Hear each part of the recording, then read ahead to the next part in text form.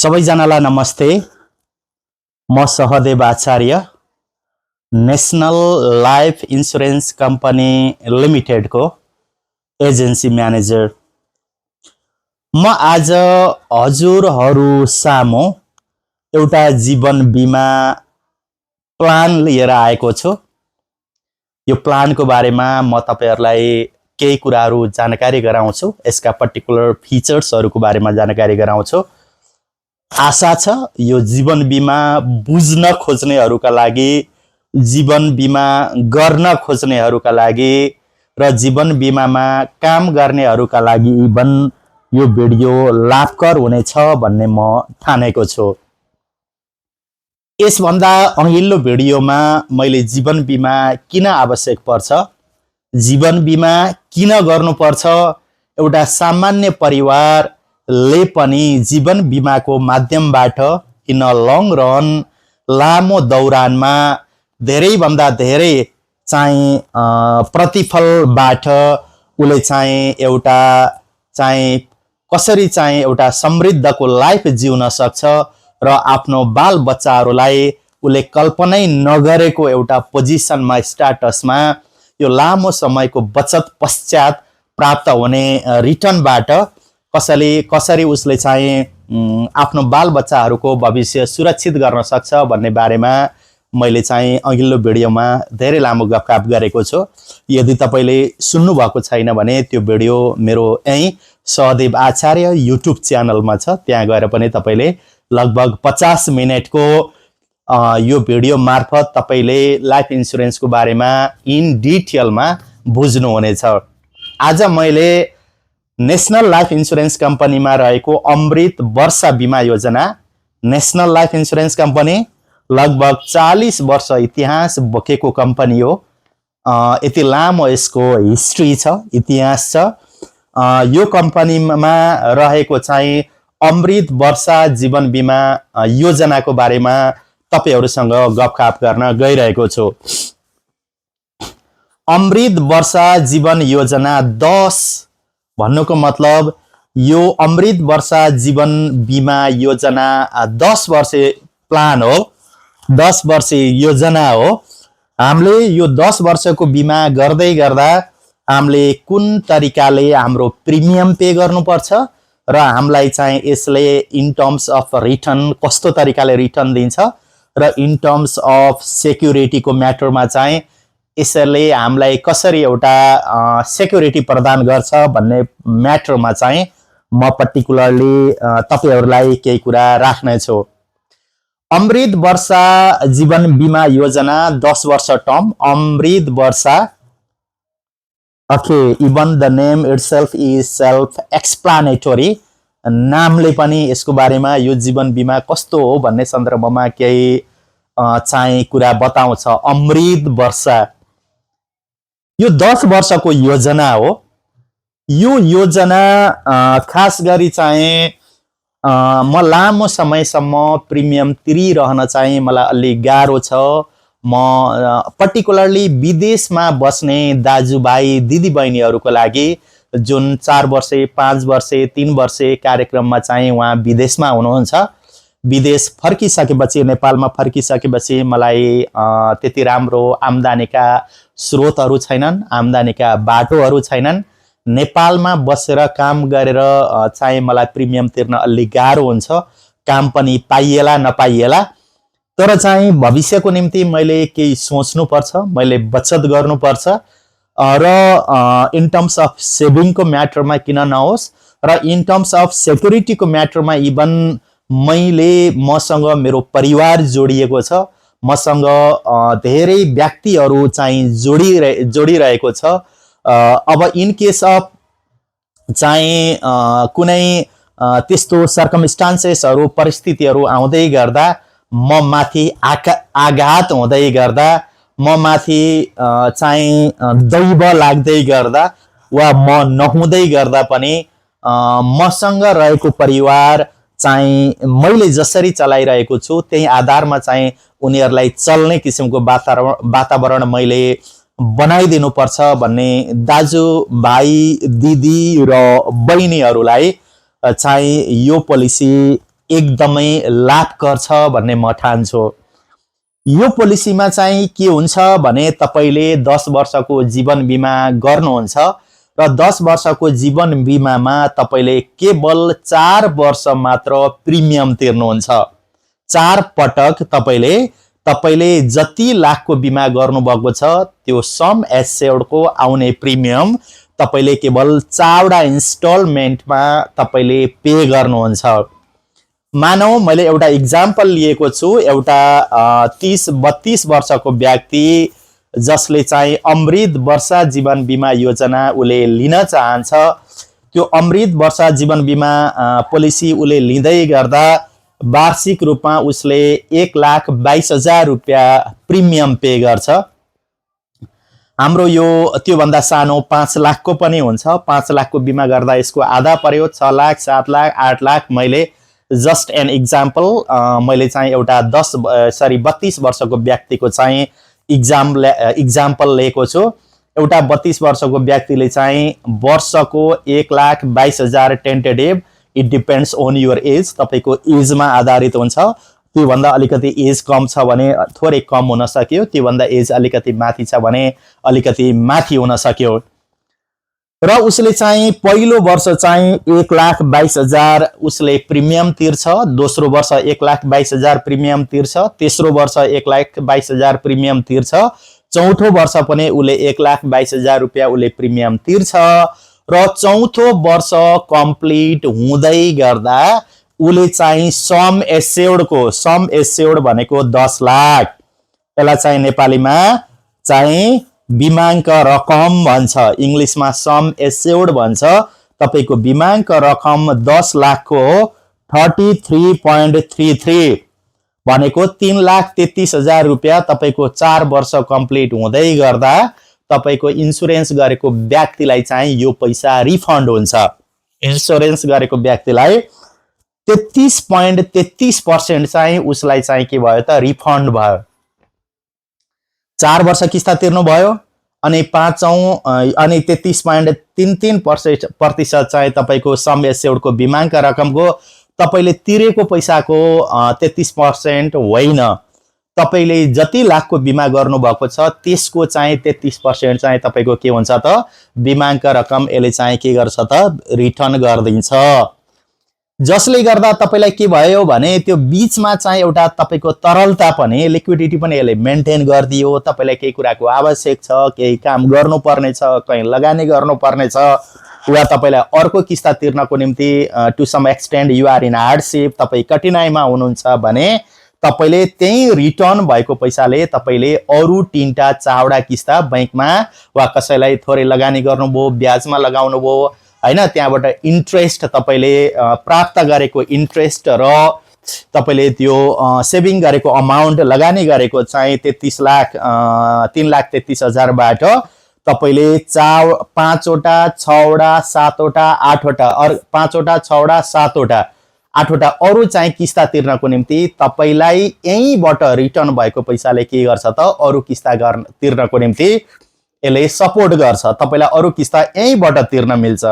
अलि चर्को ब्याज दरमा तपाईले लगाउनु भयो भने त पैसा किस्ता तिरेर पनि तपाईको पैसा बच्छ र सामान्य 12-13% को दरले मात्र तपाईले लगाउँदै गर्दा पनि, बैंकमा राख्दै गर्दा पनि वा कुनै व्यक्तिलाई चाहिँ लगानी गर्दै गर्दा पनि आउने 4 वर्षको किस्ता तिर्नको निम्ति this amount is quite sufficient, यो पैसा के हुन्छ त पर्याप्त हुन्छ। अब तपाईले के गर्नुभयो त त्यही रिटर्न आएको पैसाले तपाईले आउने किस्ताहरू तिर्नुभयो। तपाईले 4वटा किस्ता चाहिँ तिर्नुभयो, 4वटा किस्ता चाहिँ निरन्तर रूपमा तिर्नुभयो। 4वटा किस्ता तिरिसकेपछि तपाईको खल्तीबाट अरु पैसा तपाईले पे गर्नको निम्ति अरु पैसा निकाल्नु परेन। कम्पनीबाट पैसा रिटर्न आयो, 4 वर्ष कम्प्लिट भएपछि कम्पनीबाट पैसा रिटर्न आयो। त्यही रिटर्न आएको पैसा तपाईले सेभिङ गरेर, कोही इन्ट्रेस्ट गरेर, इन्भेस्ट गरेर त्यसको आएको पैसाले चाहिँ तपाईले 4 वर्षसम्म लगानी गर्नुहुन्छ र अर्को 4 वर्षमा तपाईलाई फेरि 33.33 भनेको अर्को 3,33,000 रुपैयाँ अर्को 4 वर्षमा तपाईलाई रिटर्न हुन्छ। अर्को 4 वर्षमा तपाईलाई रिटर्न भयो। अनि अर्को 4 वर्षमा रिटर्न भएको पैसाले तपाईको आगामी 2 वर्षको किस्ता तिर्न त सजिलरी चाहिँ तपाई सक्नुभयो है। त्यसपछि 10 वर्ष जब पोलिसी म्याच्योर्ड हुन्छ, पोलिसी म्याच्योर्ड भइसकेपछि त्यो म्याच्युरिटीमा तपाईले के पाउनुहुन्छ त सम एस्योर्ड को 33.33 भनेको अर्को 3,33,000 र एक्वायर्ड बोनस चाहिँ हैन भेस्टेड बोनस चाहिँ तपाईले लगभग 4,88,000 रुपैयाँ चाहिँ तपाईले लगानी गर्नु हुँदो रहेछ र बोनसको हिसाब गर्दा टेन्टेटिभ 6 लाख रुपैयाँ जति 6.5 लाख 6.5 लाख रुपैयाँ जति तपाईले चाहिँ बोनस प्राप्त गर्नु हुँदो रहेछ। त्यो गर्दै गर्दा तपाईको लगानी चाहिँ 4,88,000 हुँदा रहेछ। 4,88,000 दैट यू हैव इन्भेस्टेड तपाईले लगानी गर्नुभयो र चाहिँ रिटर्नको हिसाब गर्दा टेन्टेटिभ चाहिँ 10 लाख रुपैयाँ तपाईले 10 वर्षको अवधिमा प्राप्त गर्नुहुन्छ। बिमाको रकम र बोनस गर्दै गर्दा चाहिँ तपाईले 10 लाख रुपैयाँ प्राप्त गर्न सक्नुहुन्छ। अब यसबाट मैले अहिले जोड्दै थिएँ विदेशमा गएको व्यक्तिहरूको लागि यो अलिकति एप्रोप्रिएट कसरी भयो भने 4 वर्ष त 3-4 वर्ष 4 वर्ष 5 वर्षको लागि त हामी विदेशमा जान्छौं। त्यहाँ लगानी त्यति समय कमाउँदै गर्दा you are paying with quite comfortable way comfortably हैन। तपाई आनन्द तरिकाले 4-5 वर्ष बस्नुहुन्छ, पे गर्नुहुन्छ अनि नेपालमा आएर बस्दै गर्दा पनि त्यहीबाट रिटर्न भएको पैसाले चाहिँ के गर्नुहुन्छ त खुत्रो अरु प्रिमियम तिर्नुहुन्छ, जसले गर्दा तपाईलाई चाहिँ के हुँदैन त गाह्रो हुँदैन। अरु बीमामा हामी प्राय चाहिँ के देख्छौं भने 4 वर्ष 5 वर्ष तिरिसकेपछि म तिर्न सकिन, मलाई पैसा भएन, म विदेशमा थिएँ, नेपाल आइसकेपछि जागिर छैन, आम्दानीको स्रोत छैन, अब मैले यो बीमा बन्द गर्नु पर्यो, म चाहिँ यसलाई कन्टिन्यू गर्न सक्दिन, जागिर पाइएन, पाइए पनि यत्रै सानो जागिर छ, त्यो जागिरको पैसाले चाहिँ घर व्यवहार चलाउन पनि हम्मे भइरहेको छ, किस्ता तिर्न त यो प्रिमियम तिर्न त कहाँबाट पुग्नु भन्ने we are getting a lot of instances, धेरै एक्जाम्पलहरु that we are frequently receiving हैन, हामीले प्राप्त गरिरहेका छौं। अब त्यस्तो व्यक्तिहरूले इभन जीवन बीमा बन्द गरेर जाँदै गर्दा पनि उहाँहरूले के भन्नुहुन्छ भने धन्न चाहिँ म विदेशमा बसेर चाहिँ 4 वटा किस्ता तिरेछु, 5 वटा किस्ता तिरेछु, अहिले जीवन बीमा बन्द गर्दै गर्दा पनि यसबाट आएको पैसाले अब मलाई 1-2 वर्ष 2-3 वर्षलाई धान्छ, 2-3 वर्षपछि त केही न केही होला नि त भनेर चाहिँ उहाँहरूले बन्द गर्दै गर्दा पनि खुसी भएर जानुहुन्छ। किनकि सायद मैले यो नगरेको भए यो पैसा चाहिँ कता कता के हुन्थ्यो हैन, सिर्दिन्थ्यो, धन्न बन्दै गर्दै गर्दा पनि अब नेपालमा बस्दै गर्दा जागिर नपाउँदै गर्दा पनि मलाई केही समयको निम्ति यसले धान्छ भन्ने उहाँले ठान्नुहुन्छ भने यो बीमामा त के हुने भयो त त्यो बीमा बन्दै गर्नुपर्ने परिस्थिति आएन।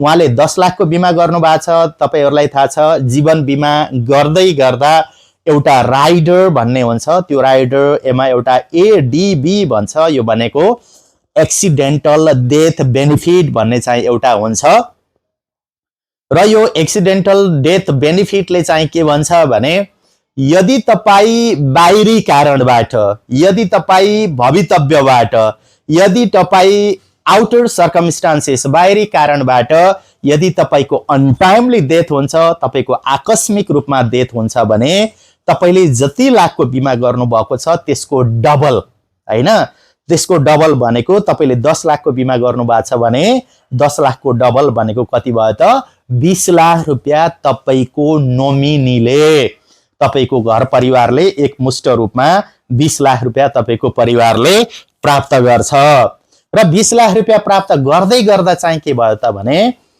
20 लाख प्लस बोनस हुन्छ। 20 लाख चाहिँ मानौ तपाईलेको बीमा गरेको व्यक्तिको पहिलो वर्षमा डेथ भयो भने उले 20 लाख प्लस कम्पनीको 1 वर्षको बोनस प्राप्त गर्छ, दोस्रो वर्षमा मृत्यु भयो भने 20 लाख प्लस 2 वर्षको बोनस प्राप्त गर्छ। बोनस टेन्टेटिभ 10 लाखको बोनस 62-63 हजार रुपैयाँ वार्षिक रूपमा उसको बोनस हुन्छ।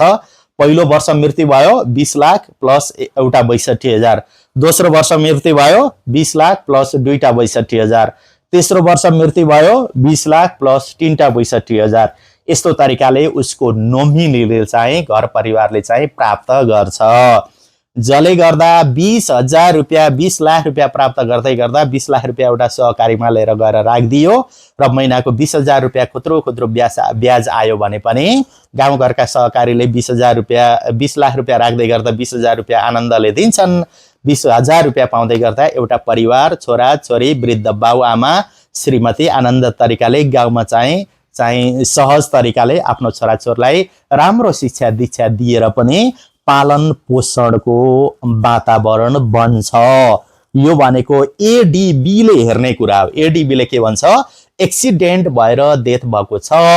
एक्सिडेन्ट भनेको यदि बाटोमा हिँड्दै गर्दा सवारी साधनमा यात्रा गर्दै गर्दा वा चाहिँ अब तपाईको एक्सिडेन्टल्ली, यु अन्डरस्ट्यान्ड इट वेल, तपाईँ बुझ्नुहुन्छ, त्यो कारणले चाहिँ उसको मृत्यु भयो भने एडीबी अन्तर्गत 20 लाख प्लस बोनस चाहिँ त्यो व्यक्तिले प्राप्त गर्छ। र उसको नर्मल डेथ भएको छ, कालगतिले डेथ भएको छ भने तपाईको उले जति लाखको बिमा गरेको छ त्यो रकम प्लस कति वर्ष उले पेमेन्ट गरेको छ त्यो अनुसारको उले चाहिँ बोनस प्राप्त गर्छ। त्यो भएर चाहिँ यसबाट चाहिँ व्यक्तिले तपाईँ विदेशमा रहँदै गर्दा वा नेपालमा रहँदै गर्दा पनि के चाहिँ तपाईले मनन गर्नु हुने भयो भने तपाईलाई के कुराको कन्फिडेन्ट आयो भने केवल 4 वर्ष मात्र रहेछ पे गर्ने। पहिलो वर्ष त बिमा गर्नु पर्यो भनेपछि त्यसै पे गरिन्छ, अर्को 3 वर्ष म्यानेज गर्दा भयो, त्यसपछि चाहिँ खुत्रो खुत्रो त्यहीबाट आउने पैसाले चाहिँ त्यही जीवन बिमाको किस्ता तिर्नु पर्दो मिल्दो रहेछ, नभए आफूलाई आवश्यक परेको बेलामा चलाउन पनि मिल्दो रहेछ हैन। बीचमा तपाईलाई आवश्यक पर्यो 4 वर्ष कुर्नु परेन, 4 वर्षभन्दा अगाडि नै पैसाको आवश्यक पर्यो भने तपाईलाई थाहा छ जीवन बिमा कम्पनीहरूले 3 वर्ष कम्प्लिट भएपछि लोन दिन्छन्, त्यो लोनको रूपमा पनि चलाउन पाइने भयो। 2-4 लाख आवश्यक पर्दै गर्दा कसैको हात जोड्नु परेन, आफ्नै पैसा जीवन बिमा कम्पनीबाट एउटा पोलिसी लिएर गएर दिएर चाहिँ तपाईको 10 मिनेटमा तपाईको अकाउन्टमा पैसा आयो। अनि अर्को चाहिँ 10 वर्षसम्म तपाईको जीवन बिमा कन्टिन्यू पनि भयो। 10 वर्षसम्म तपाईलाई रिस्कको म्याटरमा पनि इन टर्म्स अफ रिस्क पनि यु आर वेल सेक्युर्ड, तपाईँ आनन्द तरिकाले सेक्युर्ड हुनुभयो। कहीँ ट्राभल गर्दै गर्दा, कहीँ केही दुख्दै गर्दा, कहीँ केही अप्ठ्यारो ट्राभलिङ गर्दै गर्दा पनि मरिहाले पनि प्राय हामीलाई चाहिँ मर्न डर लाग्ने कहाँ हो भने चाहिँ अलिकति आफू त मरिन्छ गइहालिन्छ, आफूलाई त केही पीडा हुँदैन, त्यही प्राण नजाने जेलासम्म कन्सियस अवस्थामा छ भने पीडा हुने हो। प्राय चाहिँ त्यस्तो बेला चाहिँ के हो भने अझै मैले मेरो परिवारलाई हेर्नुपर्ने छ, मेरो परिवारको समृद्धिको सपना मबाट मात्रै पुरा हुनेछ। यदि म यो बीच बाटोमा रहिन भने परिवार लथालिङ्ग र भत्ताभुङ्ग हुन्छ, मेरो परिवारको अवस्था दयनीय हुन्छ हैन।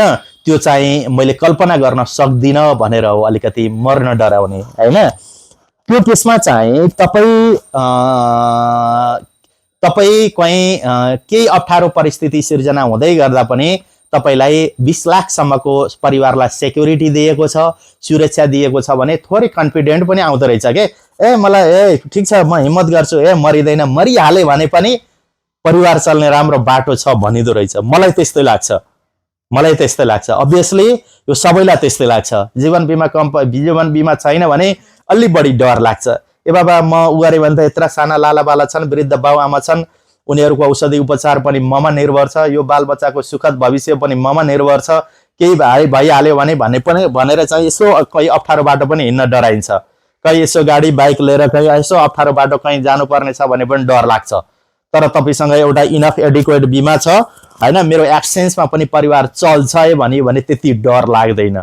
डर लाग्ने चाहिँ त्यो सेक्युरिटी, त्यो डर लाग्ने भावना हामीले अरूमा ट्रान्सफर गरिदिने हो कि हामी डराउने होइन।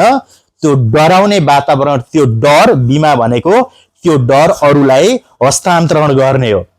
तपाईले यति बुझ्नुहोस्, मेरो यो घर भत्केला कि, यो घरमा आगो लाग्ला कि, मेरो गाडी चाहिँ एक्सिडेन्ट पर्ला कि, मेरो बाइक चाहिँ कसैले चोर्देला कि भनेर त्यो हामीलाई जुन डर लाग्छ नि हो, त्यो बिमा गरेपछि त्यो डर अर्कैलाई दिने हो। किन हामी डराउने? त्यही जीवन बिमा कम्पनी डराओस् न हैन। त्यो कारणले चाहिँ त्यो डर आफूमा पाल्ने चिज होइन, डर चाहिँ अरूलाई दिने कुरा हो। त्यो भएर भन्छ जीवन बिमा गर्ने मान्छेहरू अहिले यो युनिभर्सल स्टडीमा चाहिँ के देखियो भने जीवन बिमा गर्ने मान्छेहरू जीवन बिमा गर्ने मान्छेहरू अलि लामो समय बाँचेको देखियो रे, उनीहरूको आयु धेरै लामो भएको देखियो रे। कारण के भन्दा डर उनीहरूले अरूमा हस्तान्तरण गर्दैका छन्, डराएका छैनन्। नडराउँदै गर्दा त अलिकति आयु बढ्छ, नो डाउट एट अल, एमा शङ्का रहेन है। त्यो भएर यो जीवन बिमामा तपाईले केवल इन अ नटसेल म सर्टकटमा भन्न गइरहेको छु, यो बिमा तपाईको निम्ति वा तपाईको परिवारको निम्ति वा कसैको निम्ति तपाई यदि विदेशमा बस्दै हुनुहुन्छ भने तपाईको निम्ति अति लाभकर हुन सक्छ, अति उपयोगी हुन सक्छ। केवल तपाईले चावडा किस्ता तिर्नुहुन्छ, चावडा किस्ता तिरिसकेपछि तपाईले अरु किस्ता तिर्नु परेन, त्यहीबाट रिटर्न हुने पैसाले चाहिँ तपाईको चाहिँ किस्ता तिर्न मिल्यो। तपाईलाई 3 वर्षपछि पैसाको जरुरत पर्यो, तपाईले लोनको रूपमा सामान्य एउटा 10% इन्ट्रेस्टमा लोनमा तपाईले त्यो पैसा चलाउन सक्नुहुन्छ। पैसाको निम्ति 2-4 पैसाको निम्ति कसैसँग चाहिँ हात जोडिरहनु पर्दैन। 4 वर्षपछि त नियम संगत तरिकाले तपाईले जति लाखको बिमा गर्नुभएको छ त्यसको 33.33% चाहिँ एउटा 4 वर्षमा रिटर्न हुन्छ, अर्को 4 वर्षमा अर्को 33.33% रिटर्न हुन्छ र 10 वर्षमा त तपाईको इन्स्योरेन्सको म्याचुरिटी नै भयो। म्याचुरिटी भइसकेपछि आउनुपर्ने सम्पूर्ण रकम तपाईले प्राप्त गर्नुहुन्छ। र बीचमा अर्को एक लेभलको कन्फिडेन्स चाहिँ तपाईलाई के हुन्छ भने म परिवारको एउटा जिम्मेवार व्यक्ति हो र म जिम्मेवार व्यक्ति भएको हुनाले म सुरक्षित हुनुपर्छ, मैले मेरो बच्चालाई चाहिँ सुरक्षित गर्नुपर्छ भन्ने हो। जीवन बिमा भनेको चाहिँ के हो भने एउटा कुखुरा तपाईको पानी पर्दै गर्दा एउटा बचेराहरूलाई कसरी चाहिँ एउटा आफ्नो पखेटा फिजाएर चाहिँ यसरी चाहिँ पखेटा फिजाएर चाहिँ सुरक्षित गरेर घाम पानीमा उले चाहिँ आफ्नो बच्चाहरूलाई सुरक्षित गरिरहेको हुन्छ, हो तपाईले चाहिँ जीवन बिमा गर्ने भनेको त्यस्तै अप्ठ्यारो परिस्थितिहरूमा आफ्नो बाल बच्चा परिवारलाई चाहिँ तपाईले त्यो पखेटा कुखुराले पखेटा फिजाए चाहिँ अहिले फिजाइदिएर राखिदिइरहने अवस्था हो है।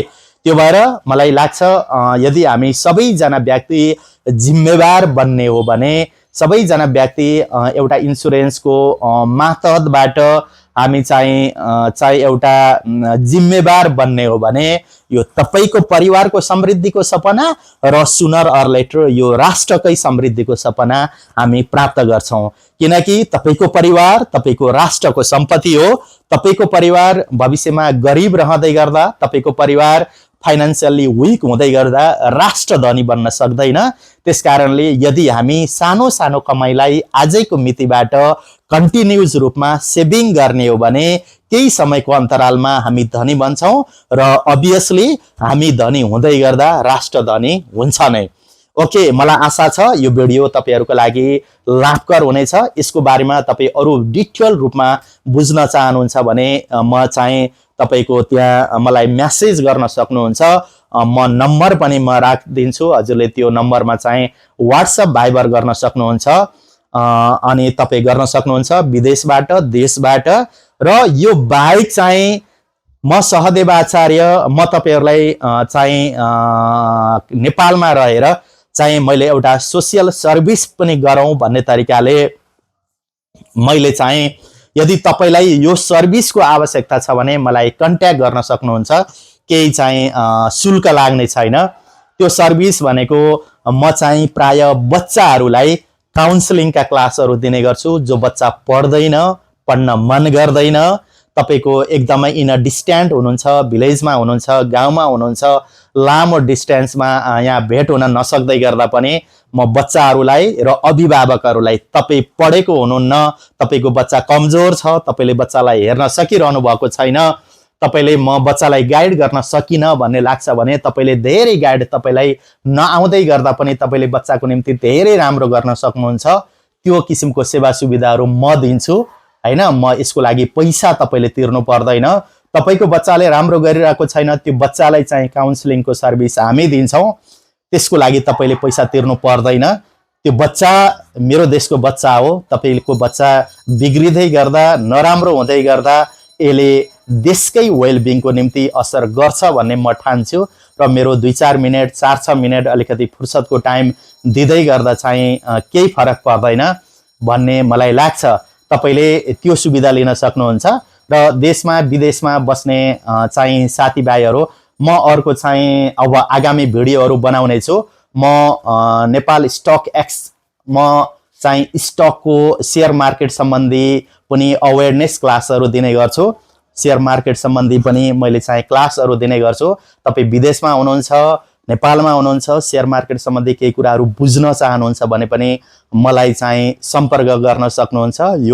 यो चाहिँ सुविधाको निम्ति पनि पैसा लाग्दैन, तपाईले इन्सुरेन्स गर्नुपर्छ भन्ने पनि हुँदैन। यो चाहिँ मैले तपाईहरुलाई अवेयर गर्नको निम्ति र तपाईको बालबच्चा र तपाईको निम्ति चाहिँ बच्चालाई कसरी काउन्सिलिङ गर्ने, कसरी पढाउने, बच्चालाई अगाडि कसरी बढाउने, आगामी दिनहरुमा बच्चालाई के शिक्षा दिने भन्ने सन्दर्भमा पनि मैले क्लासहरु दिनेछु। आवश्यक छ तपाईको लागि ती क्लासहरु हितकर हुनेछन्। Okay, thank you very much.